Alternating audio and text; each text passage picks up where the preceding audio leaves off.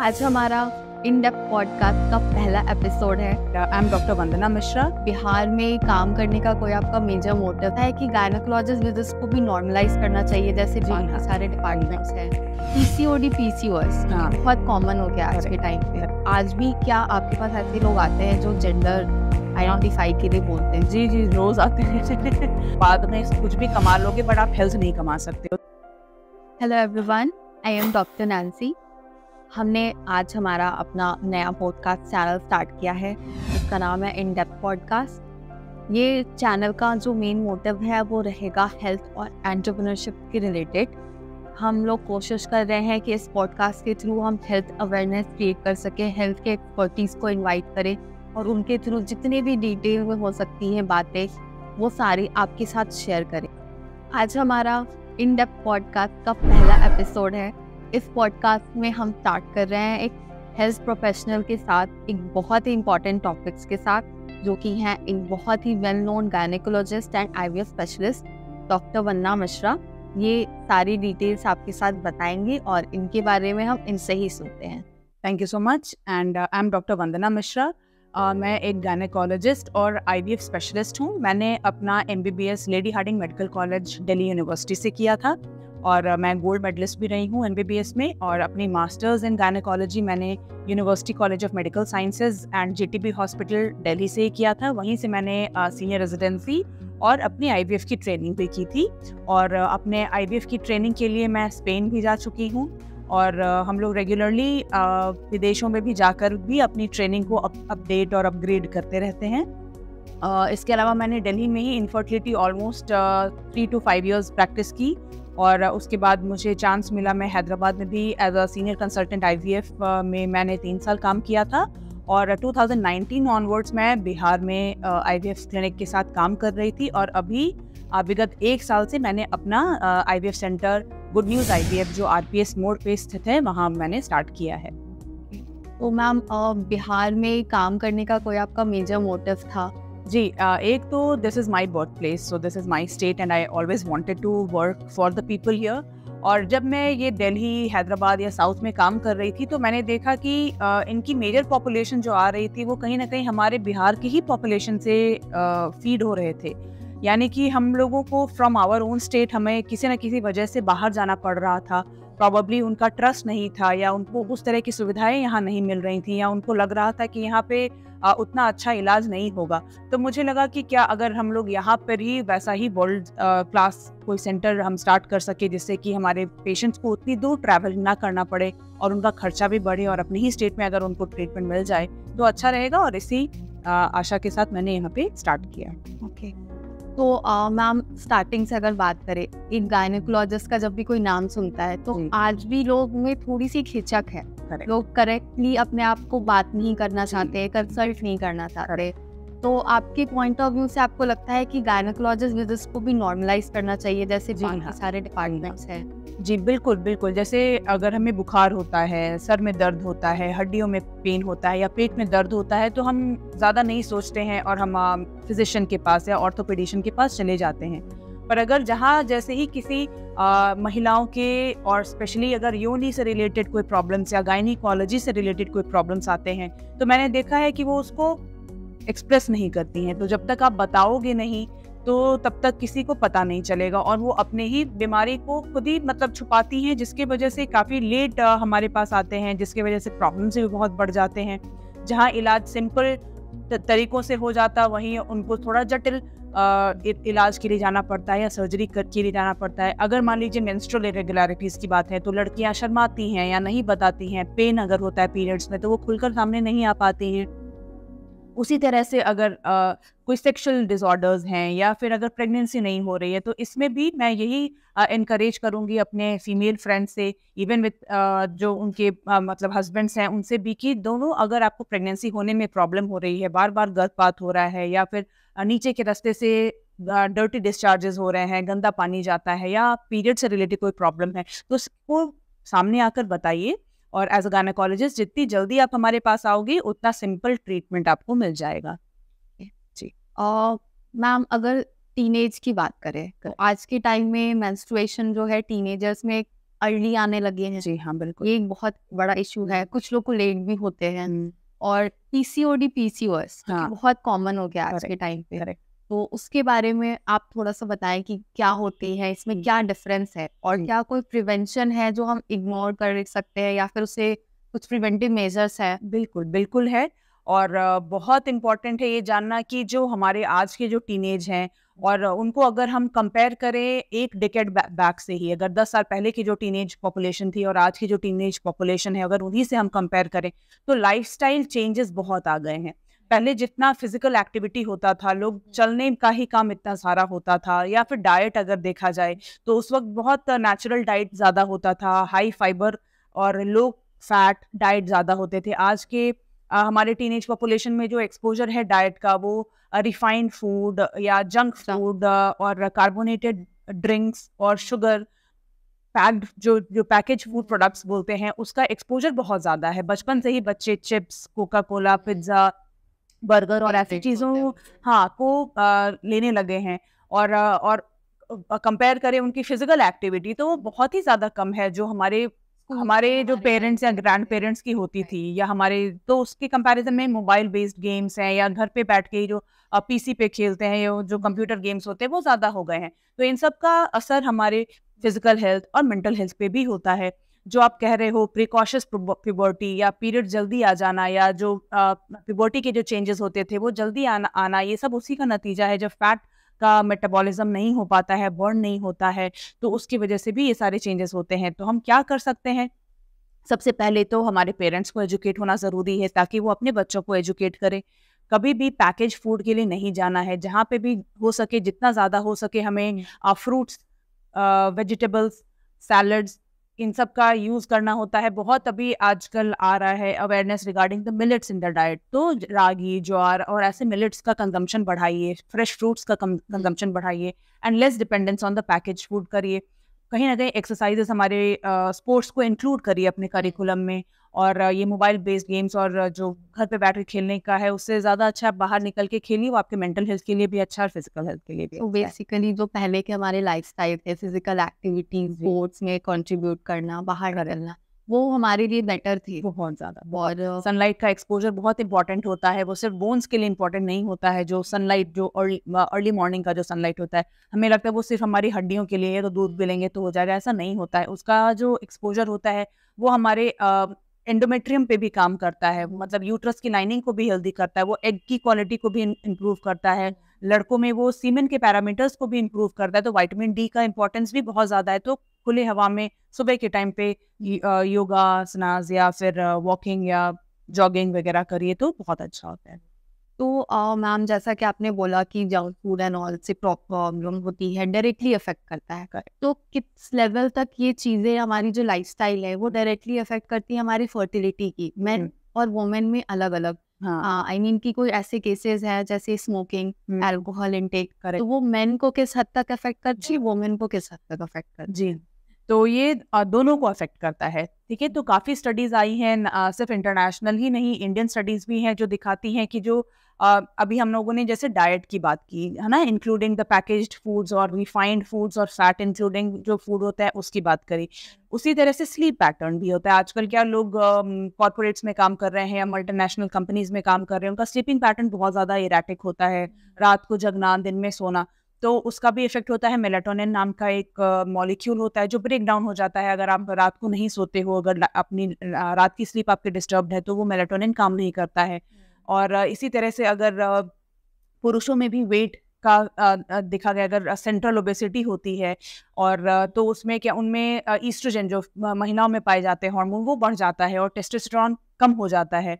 वही जो जिम ज़्यादा जाते हैं और या स्टेरॉइड्स का कंजम्पशन ज़्यादा करते हैं, उनमें भी टेस्टोस्टेरोन का प्रोडक्शन बहुत कम हो जाता है। उसी तरह से अल्कोहल एंड स्मोकिंग है जो कि टेस्टोस्टेरोन के लेवल्स को बढ़ने नहीं देता है और ईस्ट्रोजन की मात्रा को बढ़ा देता है। तो इन सब का असर डायरेक्टली या इनडायरेक्टली आपकी फर्टिलिटी पे, पैरामीटर्स पे पड़ते हैं। कुछ लोगों में सीमेन की क्वालिटी पे अफेक्ट करता है, कुछ लोगों में इजैकुलेटरी या इरेक्टाइल डिस्फंक्शंस के रूप में प्रेजेंट करता है। तो ये सेक्सुअल डिस्टर्बेंसेस भी कर सकता है और इनफर्टिलिटी भी कर सकता है पुरुषों में भी। उसी तरह महिलाओं में भी आजकल सब्सटेंस अब्यूज देखा गया है, स्लीप पैटर्न्स उनके भी बहुत डिस्टर्ब हो गए हैं, स्मोकिंग, अल्कोहल कंजम्पशन उनमें भी देखा गया है। तो इसका इफेक्ट तो उन पे ज़्यादा होता है।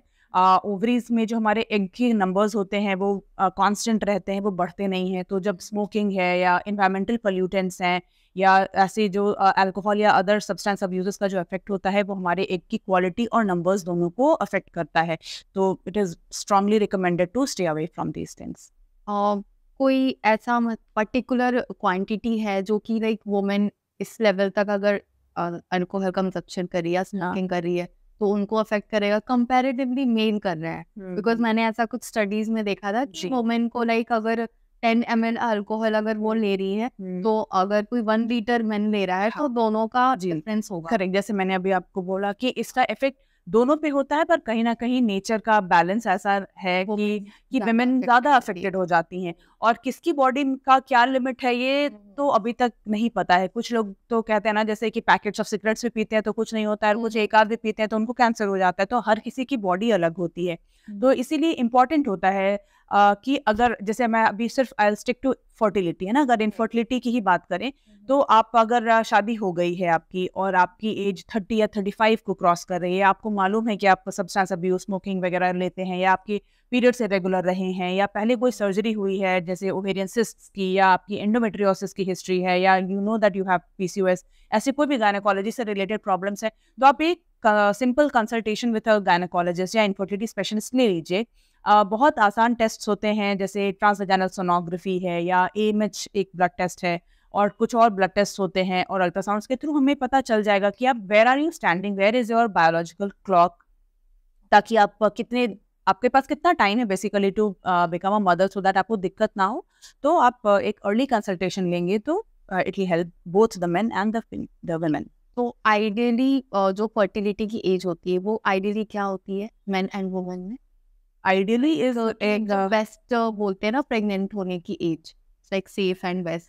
सो it is I don't think बहुत वो होने लगा ना कि आप 30 में मैरिज कर लो, 35 में आप मैरिज कर लो। करेक्ट, तो वही मैंने कहा कि देखिए बेस्ट एज तो ऐसा हम किसी को प्रेशर नहीं डाल सकते कि आप विद 25 से 18 to 25 में लड़कियां प्रेग्नेंट हो जाए तो वो चलिए बेस्ट ही है। बट मैंने हमारे जो पॉपुलेशन अभी आती है इनफर्टिलिटी की, मैंने यंग वुमेन में भी देखा है इनफर्टिलिटी की प्रॉब्लम्स हो रही हैं। वो 22 साल, 24 साल, 25 साल की महिलाओं में भी दिक्कतें हो रही हैं, क्योंकि जो भी प्रॉब्लम्स होती है, अगर मेंस्ट्रुअल इरेगुलरिटीज है, PCOS है, वो आपको पता है वो टीनेज गर्ल्स से ही शुरू हो जाती हैं, तो उनका बेस्ट एज में नहीं बता सकते। इसी तरह से एंडोमेट्रियोसिस की प्रॉब्लम है, वो जैसे ही आपके पीरियड शुरू होते हैं, अगर आपको एंडोमेट्रियोसिस की प्रॉब्लम होनी है तो वो आपको टीनेज आपके जैसे पीरियड शुरू होंगे तो तभी से वो प्रॉब्लम शुरू हो जाएंगी, है ना। या फिर ओवरीज में कोई सिस्ट है, या यूट्राइन कोई मैलफॉर्मेशन है, अगर यूटरस की शेप में ही कोई प्रॉब्लम तो वो बाय बर्थ ही रहेगा, है ना। तो इसीलिए कह रही हूँ कि अगर कोई सिम्टम्स हैं आपको पीरियड से रिलेटेड, या आपकी कोई सर्जरी हो चुकी है, या आपको मालूम है कि आपको PCOS है या एंडोमेट्रियोसिस है, तो आप जितना एक अच्छा कंसल्टेशन ले लेंगी उतना जल्दी आपको पता चलेगा कि आपको क्या ट्रीटमेंट लेना है, कब ट्रीटमेंट लेना है। तो मतलब हम ऐसा बोल सकते हैं कि इर्रेस्पेक्टिव ऑफ एज ये प्रॉब्लम किसी को भी हो सकती है। और जो ऐसे सोसाइटल में प्रेशर बनाते हैं आजकल की नहीं this is the right time to get married, इसके बाद ये हो जाएगा वो हो जाएगा, ऐसा कुछ कंपल्सरी नहीं है। क्यों कंपल्सरी नहीं है? क्योंकि आज साइंस हैज डेवलप्ड, ठीक है। तो देखो, एक तो मैं ये नहीं कह सकती कि विमेन आप IVF आ गया है तो आप कभी भी प्रेगनेंसी कर सकते हो, ऐसा नहीं होता है। ये कोई मैजिक वॉन्ड नहीं है IVF की आप जब चाहो तब प्रेग्नेंट हो जाओगे, है ना। बट अगर आपको डिले करना है तो हमारे पास ऐसे भी मेथड्स अवेलेबल हैं, जैसे सोशल एग फ्रीजिंग या एम्ब्रियो फ्रीजिंग। सपोज कोई एक महिला है जिसकी शादी हुई है अभी और वो 30s में है, बट वो नहीं चाहती है अभी 5 साल तक प्रेगनेंसी प्लान करना, कोई भी रीज़न हो सकता है, there are so many reasons. या फिर कोई शादी नहीं किया है किसी ने और उनको मालूम भी नहीं है कि अभी कब करेंगे और टाइम ज़्यादा जा रहा है, तो आपको स्ट्रेस में नहीं आना है। एग फ्रीजिंग की फैसिलिटी अवेलेबल है। आप यूथ की एज में ही 25, 28 या 30, 35 एज में ही अपने एग्स को भी फ्रीज कर सकते हैं। अगर आप बेसिकली क्या process? So it is like a simple process. और अगर आपके पार्टनर कांस्टेंट है, आपकी शादी हो गई है, तो आप एम्ब्रियो या एम्ब्रियो बोलूँ तो एग और स्पर्म को मिक्स करके जो बनता है भ्रूण, है ना, तो उसको भी फ्रीज कर सकते हो। और अगर पार्टनर अभी नहीं है कांस्टेंट, आपको नहीं मालूम है किससे शादी होगी या यू नॉट श्योर, तो आप अपने एग को भी फ्रीज करवा सकते हो, है ना। और ये एक सिंपल प्रोसेस से ही होता है, कोई बहुत बड़ा ऐसा सर्जरी कॉम्प्लिकेटेड नहीं होती है। कुछ एक इंजेक्शंस लिए जाते हैं और एग्स को हार्वेस्ट करके बॉडी से, कोई बॉडी पे कट नहीं लगता है, वजाइनली ही होता है ये सारा प्रोसीजर। हम एग्स को भी फ्रीज कर सकते हैं। वो फ्रोजन एग्स आपके, आप चाहो 5 साल बाद, 7 साल बाद, 10 साल बाद गवर्नमेंट के रिकमेंडेशन से हम वो आपकी जो एम्ब्रियो या एग को फ्रीज कर रहे हैं वो 10 ईयर्स तक फ्रोजन रहते हैं। तो आप जब भी आपका मन बनता है आप फिर उसको थॉ करके ट्रांसफर करवा सकते हो। इसी तरह से एम्ब्रियो फ्रीजिंग हो सकती है, आपकी शादी हो गई है बट आप नहीं चाह रहे हो, पोस्टपोन करना चाह रहे हो, एग क्वालिटी पुअर है, आपको लगता है कि बहुत ज़्यादा खराब हो जाएगा, तो आप आज की ही डेट में आपकी इस एज के ही एम्ब्रियोज फ्रीज हो जाएंगे। आप उसको चाहे 2 साल बाद, 5 साल बाद, whenever you are mentally prepared you can use those embryos. तो this is a very relaxing thing. और ये मैं देखती थी, जैसे मैं जब साउथ में काम कर रही थी या दिल्ली में थी, तो बहुत सारी लड़कियां एग फ्रीजिंग के लिए ऑप्ट करती थी, बहुत सारे कपल्स एम्ब्रियो फ्रीजिंग के लिए ऑप्ट करते थे, क्योंकि उनमें ये इन्फॉर्मेशन है, they were educated about it, they knew about it. ये हमारे यहाँ पे थोड़ा लैकिंग है बिहार में। तो मैं आपके थ्रू ये मैसेज देना चाहूँगी कि ये फैसिलिटीज़ हमारे ही सेंटर पे बिहार में ही अवेलेबल है। तो अगर आपको ऐसी कोई भी दिक्कत है, you can go for this and stay away from the stress of child bearing. Because अभी तो आई डोंट थिंक कि Tier 2 Tier 3 सिटीज में यहाँ कोई जानता भी है Correct. कि this is also a option, जो कि हम प्रॉब्लम होने के बाद नहीं, प्रॉब्लम होने से पहले कर सकते हैं। बिल्कुल बिल्कुल, ये एक अच्छा चीज़ है जो आपने बताया।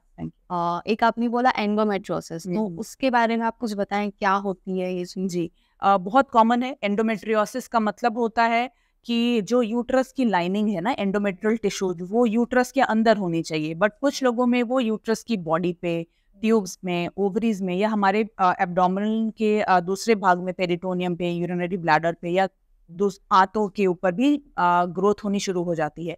तो जब जब महिलाओं में पीरियड्स आएंगे, जो ईस्ट्रोजन का हार्मोन जब बढ़ना शुरू होता है पीरियड्स के साथ, तो जैसे एंडोमेट्रियल प्रोलिफरेशन या ग्रोथ होता है यूट्रस की लाइनिंग में, उसी तरह से वो लाइनिंग जहाँ जहाँ पे भी डिपॉजिटेड है वो वहाँ पे ग्रो करना शुरू हो जाता है, और जिसकी वजह से बहुत ज़्यादा पेन होता है। कुछ लड़कियों में बहुत ज़्यादा पीरियड्स के दौरान पेन होता है। नॉर्मल पेन होना सबके लिए इट इज़ ओके, बट कुछ लोगों को इंजेक्शन या टैबलेट्स तक लेने पड़ जाते हैं। ये पेन जो है पीरियड्स के स्टार्ट होने से खत्म होने तक या उससे पहले से भी शुरू हो जाता है, ठीक है, जिसको ट्रिपल डिस्मेनोरिया कहते हैं। और ऐसी लड़कियों में या विमेन में बहुत ज़्यादा पीरियड का फ्लो होता है, क्लॉट्स भी जाते हैं, और कभी कभी उनमें ओवरीज में चॉकलेट सिस्ट या सिस्ट दिखाई देते हैं अल्ट्रासाउंड में। उनके ट्यूब्स में अगर वो डिपॉजिट हो जाता है तो ट्यूबल ब्लॉकेज या हाइड्रोसाल्पिंजेस हो जाते हैं।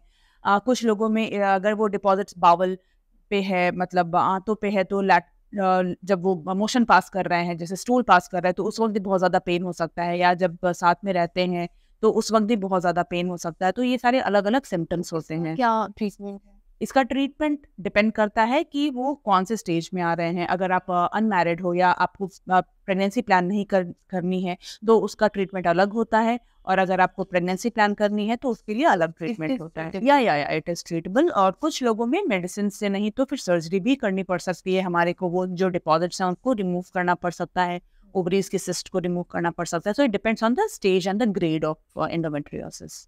यूट्रस रिमूवल आजकल बहुत कॉमन हो गया है, तो इसका कोई कॉमन कॉज है जो आपके पास आते हैं पेशेंट्स, जो आप रेगुलर देखती होंगी कि ये चीज़ें अवॉइड की जा सकती है बट वो उसकी वजह से ये हो रही है? हाँ, बहुत बहुत ज़्यादा कॉमन है। हिस्टेक्टमी, यूट्रस ही हटा देते हैं ना, पूरे गांव के ही लोगों के यूट्रस हटा देते हैं। तो ऐसा तो मैं कहूँगी कि बहुत ही कम इंडिकेशंस होते हैं जिसमें ये लास्ट रिजॉर्ट लेना पड़ता है कि आपको हिस्टेक्टमी ही करनी पड़ेगी। ऐसे बहुत सारे कॉजेज हैं जिसमें हिस्टेक्टमी की आवश्यकता होती ही नहीं है। हमारे पास कई बार लोग आते हैं फाइब्रॉइड्स के साथ, पीरियड्स की प्रॉब्लम्स के साथ, या छोटे मोटे प्रॉब्लम्स के साथ, तो उनमें तो मेडिकली ही वो ट्रीट हो जाता है। बट अगर आप नहीं जा रहे हो गायनेकोलॉजिस्ट के पास, आप यहाँ बिहार में ये भी है कि वो आते ही नहीं है डॉक्टर्स के पास, उनके बीच में ही है, इतने सारे लोग उनको मिल जाते हैं और ये पूछते नहीं है कि आपकी डिग्री क्या है, आप ने कहाँ तक पढ़ाई की है। सो आई थिंक उनको ये they should come up and ask these questions कि उनको जो ट्रीट कर रहा है, जो उनको दवाई दे रहा है, वो कौन है।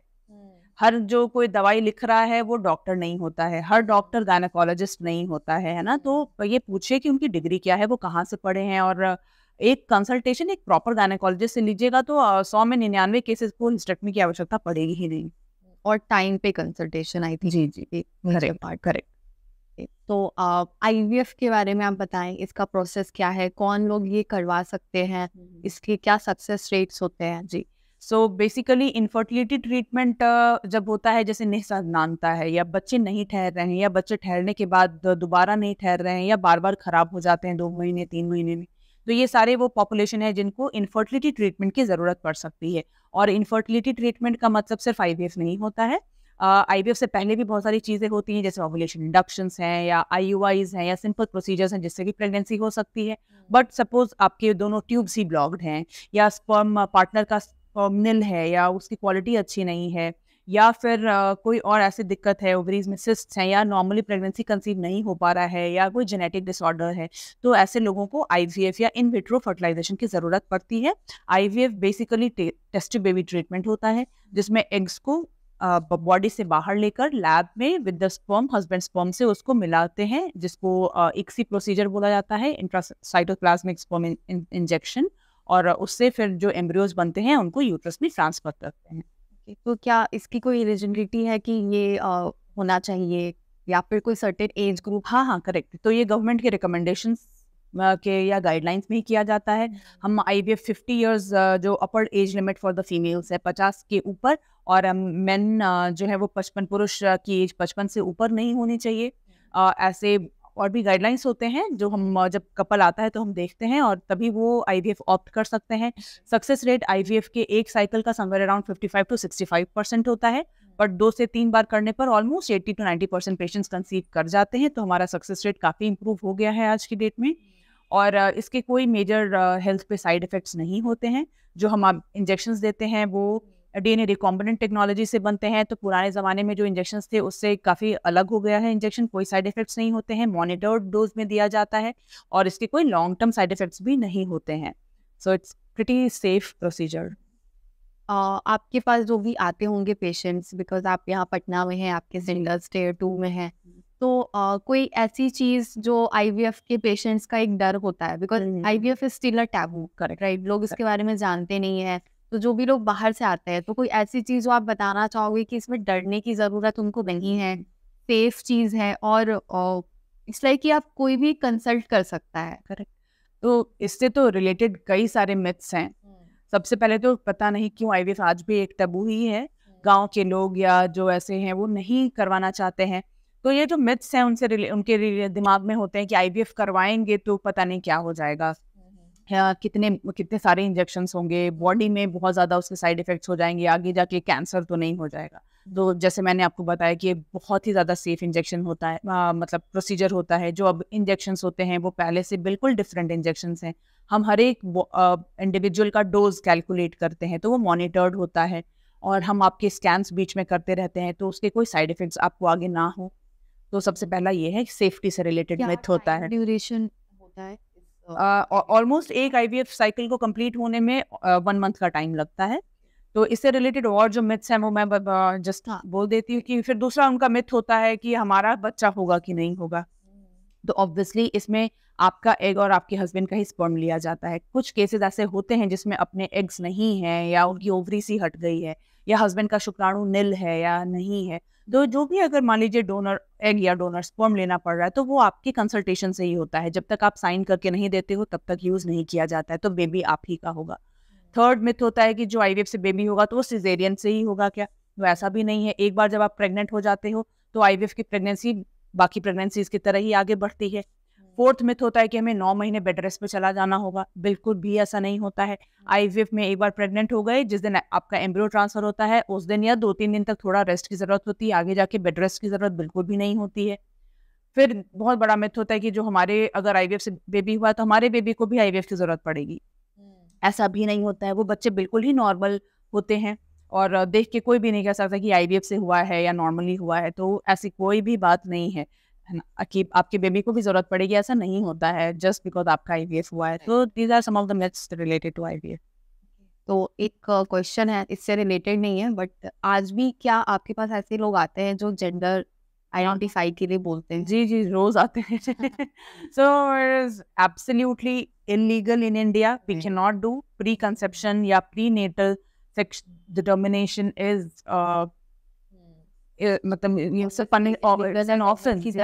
इलीगल। तो आपको क्या लगता है कि ये एक एरिया वाइज है या फिर ये अभी सब जगह है? ऑलमोस्ट ऑल ओवर इंडिया ही है। समहाउ मेल डोमिनेंस का जो हमारा सोसाइटल एक मेंटल वो है थोड़ा, हाँ हमारी तरफ थोड़ा ज़्यादा है, but I think we have to fight it. Right. तो एक जो है अभी भी आईवीएफ को लेकर के लोग नहीं जानते हैं, बहुत सारी चीज़ें हैं। प्लस आपके पास कुछ लोग आते होंगे तो वो ऐसे स्टेज पे आते होंगे कि आपको लगता होगा कि थोड़ा अगर पहले आ जाते तो मे बी कुछ बहुत हो ज़्यादा, सकता था। बिल्कुल। तो आपको लग रहा है कि एक प्रॉपर अवेयरनेस है या फिर या कह सकती हो कि एक जो रिक्वायरमेंट है आईवीएफ की वर्सेस जो आप डिलीवर कर रहे हो, उन दोनों के रेशियो में कितना डिफरेंस है? कितने लोग को ज़रूरत है और कितने लोग एक्चुअली ट्रीटमेंट करवा रहे हैं? बहुत ज़्यादा गैप, इसी को गैप बोलते हैं, नॉलेज गैप या information gap is pretty wide, बहुत ज़्यादा गैप है। मैंने देखा है कि जैसे टियर 2 टियर 3 सिटीज़ में जिनको बच्चा नहीं हो रहा है वो मतलब इधर-उधर से दवाइयाँ खाए जा रहे हैं, सालों साल से दवाइयाँ खा रहे हैं, बट मतलब कोई ये एफर्ट नहीं ले रहा है कि हम एक प्रॉपर इनफर्टिलिटी स्पेशलिस्ट, उनको मालूम ही नहीं कि इसके लिए अलग कोई एक स्पेशलाइज्ड है। जैसे हड्डी टूटती है तो आप पेट के डॉक्टर के पास नहीं जाते हो, आप ऑर्थोपेडिशियन के पास जाते हो। तो उसी तरह से जब बच्चा नहीं हो रहा है तो आप एक इनफर्टिलिटी स्पेशलिस्ट के पास जाते हो, आप किसी से भी दवाई नहीं ले सकते हो। तो आई थिंक ये इन्फॉर्मेशन उनको है नहीं कि हमारे पास इनफर्टिलिटी स्पेशलिस्ट अलग से भी होते हैं, और वो अननेसेसरी का टाइम वेस्ट कर देते हैं जब तक कि उनके एग्स की क्वालिटी बहुत ज़्यादा पुअर हो जाती है, सीमेन की क्वालिटी बहुत ज़्यादा पुअर हो जाती है, and it becomes difficult for us. Okay, तो आपने तो बोला कि कोई साइड इफेक्ट्स नहीं होता है जी, जो बच्चा होगा वो भी बिल्कुल नॉर्मल होगा, हेल्दी होगा और उसके फ्यूचर में भी कोई ऐसे चांसेस बिल्कुल वो आईवीएफ की नीड पड़ेगी, इससे डिटरमाइन नहीं होता है। तो इनफैक्ट अगर मैं एक छोटा सा पॉइंट ऐड कर देती हूँ कि अगर आपके बच्चे में कोई प्रॉब्लम है, कोई जेनेटिक या क्रोमोसोमल प्रॉब्लम है, या फिर आपकी फैमिली हिस्ट्री में कोई प्रॉब्लम है, जैसे हमारे पास अभी एक कपल आ रहे हैं जिनकी हिस्ट्री ऑफ थैलेसीमिया है एक बेबी में, एक कपल हैं जिनके पहले बेबी में एसएमए है, मस्कुलर डिस्ट्रोफीज की हिस्ट्रीज हैं, या फिर ऐसी कोई अगर आपको मालूम है, या एक बेबी में मेंटल रिटार्डेशन की हिस्ट्री थी, तो अगर ऐसे कोई जेनेटिक या क्रोमोसोमल प्रॉब्लम्स हुए हैं इनफैक्ट, तो हम आईवीएफ स्पेशली करते हैं so that we can test the embryos.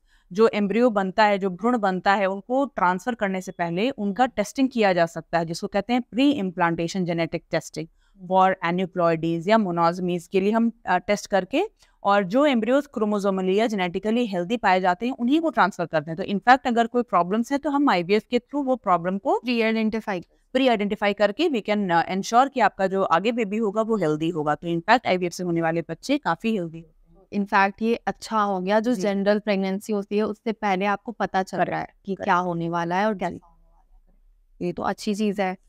और आप अगर जैसे कैंप वगैरह आप लगाते के हॉस्पिटल के थ्रू, तो आपको वहाँ पर कैसे केसेस मिलते हैं? आपको क्या लगता है कि गवर्नमेंट के थ्रू भी कुछ इनिशिएटिव लेने चाहिए आईवीएफ को प्रमोट किए? हाँ, बिकॉज एक शहर प्रॉपर टियर 1 सिटी और टियर 2 टियर 3 में अभी भी बहुत ज़्यादा गैप है। तो आपको क्या लगता है कि गवर्नमेंट के थ्रू भी कुछ होने चाहिए या फिर प्राइवेट सपोर्ट डॉक्टर्स की कम्युनिटी ही इनफ है? नहीं, कभी भी नहीं, क्योंकि ये एक बहुत ही महंगा ट्रीटमेंट प्रोसीजर है। लोग बहुत ज़्यादा फाइनेंशियली ड्रेन हो जाते हैं आईवीएफ करवाने में। तो अगर गवर्नमेंट की तरफ से इतना भी सपोर्ट मिले कि उनको ईएमआई की फैसिलिटीज़ हो जाए, या जैसे आयुष्मान कार्ड बनता है बाकी बीमारियों के लिए, गवर्नमेंट इनफर्टिलिटी को अभी भी एक प्रॉब्लम की तरह नहीं देखती है। लाइक प्रेगनेंसी के लिए आयुष्मान कार्ड है, या फिर कोई और प्रॉब्लम्स के लिए आयुष्मान कार्ड है, बट इनफर्टिलिटी के लिए नहीं है।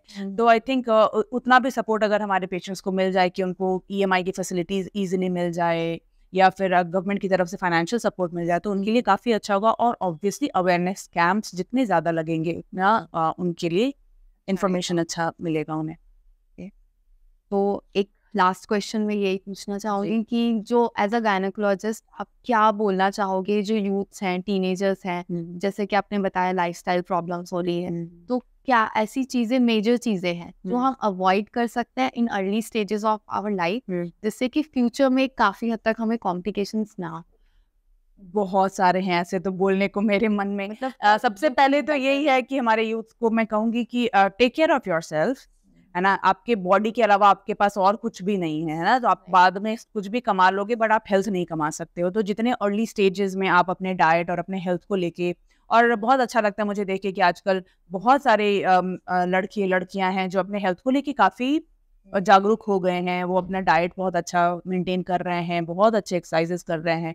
और दूसरी चीज़ है, कोई भी एडवाइस आप लेते हो तो देखो आपको एडवाइस कौन दे रहा है ना। उनके पास सर्टिफिकेट है कि नहीं, are they certified to give you advices और नॉट। आप कभी कहीं पे भी जाके इंजेक्शंस मत ले लीजिए मसल्स बिल्डिंग के लिए, कहीं पे भी जाके कोई पाउडर या मेडिसिन मत खाने शुरू कर दीजिए फॉर शॉर्ट टर्म गेन्स, ठीक है, क्योंकि उसके आगे जाके बहुत खराब उसके असर हो सकते हैं। तो first thing is take care of your mental health, take care of your physical health, अपने स्लीप पैटर्न को बराबर मेंटेन रखिए। दूसरी चीज़ है, कोई भी प्रॉब्लम होती है तो उसको डिस्कस करने से हिचकिए मत। कई बार मैंने देखा है बहुत सारे प्रेगनेंसीज हो जाती हैं अनवांटेड, और ये हमारे आते नहीं हैं गायनेकोलॉजिस्ट के पास, इधर उधर से मेडिसिन ले लेते हैं, डीएनसीज करवा लेते हैं, और इतने सारे मैंने कॉम्प्लिकेशंस देखे हैं जो कि बहुत ही डिसहार्टनिंग है। आप गायनेकोलॉजिस्ट के पास आइए, we will take care of you in a proper way. और तो कोई भी प्रॉब्लम होती है तो उसको जितनी जल्दी आप उसको सॉर्ट करोगे, जितनी जल्दी उसका सवाल पूछोगे, उतनी आसानी से आपको आंसर्स मिल जाएंगे। और दूसरी चीज़ है लड़कियों से कहना कि अगर पीरियड से रिलेटेड प्रॉब्लम्स हैं, पीरियड्स में पेन हो रहा है, बहुत ज़्यादा ब्लीडिंग हो रही है, नीचे के रास्ते से आपको कोई लगता है कि गंदा पानी जा रहा है, या फिर वहाँ पे कोई भी तरह का इरोजन है या कुछ ऐसी चीज़ है, तो उसको छुपाइए नहीं, आगे आके उसको बताइए, अपनी माँ को, बहन को, पिता को, जो भाई को, किसी को भी आके बोलिए, ताकि वो आपको लेके आए, या खुद भी आ जाइए डॉक्टर के पास, है ना, जो आपके आसपास में भी डॉक्टर्स होंगे। So be educated, take care of your health and diet and sleep, or do not hesitate to seek help at the right time. So I think it will help you in a long way. एक और कोई question था, कोई disease है जैसे कि diabetes, thyroid आजकल बहुत कॉमन है, एक्सेसिव वेट गेन, करेक्ट, तो ये सारी डिजीजेस भी अफेक्ट करती है? So they are all a part of what we call as lifestyle diseases, यार, है ना, जो डायबिटीज है, ओबेसिटी है, हाइपरटेंशन है, और इससे रिलेटेड फिर हो जाते हैं हार्मोनल इश्यूज दूसरे, और स्ट्रेस, हाँ, स्लीप पैटर्न एंड स्ट्रेस, तो ये सब कुछ ही रिलेटेड है। डायबिटीज भी होता है तो डॉक्टर आपको बोलेगा खान पान का ध्यान दो, चलना फिरना शुरू करो, एक्सरसाइजेस शुरू करो। तो आई थिंक सबका कहते हैं ना, एक ही सोल्यूशन है कि आप अगर अपना डाइट, कुछ एक जेनेटिक कॉजेज होते हैं जो आपके हाथ में नहीं होते हैं, बट बहुत सारी ऐसी चीज़ें होती हैं जो हमारे हाथ में हैं, हम खुद ख्याल रखेंगे तो बहुत हद तक हम उनको अवॉइड कर सकेंगे, प्रिवेंट कर सकेंगे। या तो थैंक यू सो मच, बहुत अच्छा लगा, बहुत अच्छी आपने इन्फॉर्मेशन शेयर करी है, और मैं रिक्वेस्ट करूँगी कि मैम फिर से आएँ हमारे पॉडकास्ट पे, डेफिनेटली, और ऐसी अच्छी बातें करते रहें। आप अपने हॉस्पिटल के बारे में थोड़ा सा ब्रीफ कर दें, सो दैट कोई आपसे डायरेक्ट आना चाहे, कंसल्ट कराना चाहे तो करा सके। जी, तो मेरा नाम है डॉक्टर वंदना मिश्रा, और हॉस्पिटल है गुड न्यूज़ IVF, ये RPS मोड़, ओजोन प्लाजा 3rd फ्लोर पे स्थित है, और बाकी चीज़ें आपको डिस्क्रिप्शन में दे दूँगी। तो वंस अगेन थैंक यू।